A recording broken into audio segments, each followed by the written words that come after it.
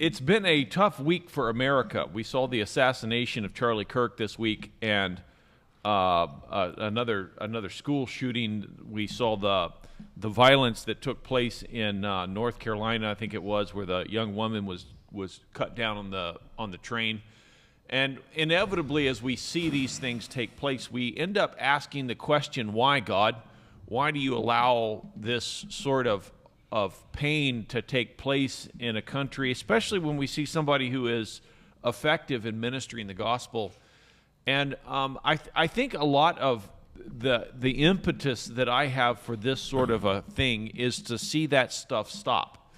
God is in control, and he'll take us home when he's ready. In the meantime, God has called us to raise our families, to teach our children and our community to follow God in faith, not because he comes down and stops us from doing bad stuff, but because he wrote in a book how not to do the bad stuff.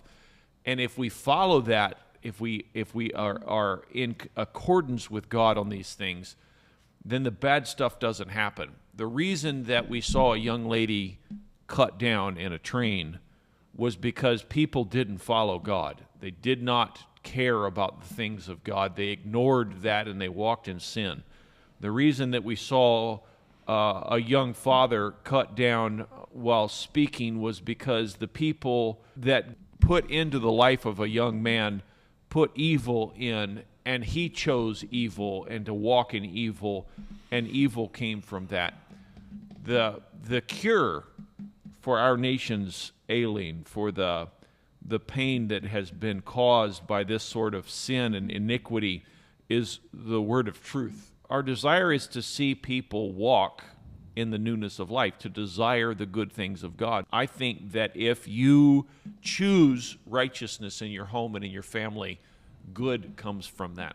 You know, it's been said over and over again that the church is built on the blood of the martyrs. Yep.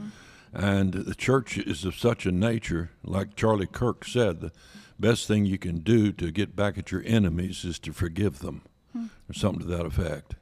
And so whenever you look at church history, you find that the persecution of Christians is what causes the church to grow. And it grows not because we retaliate, it grows because we love more, we forgive more, and we care more, and we become more active, and more people participate.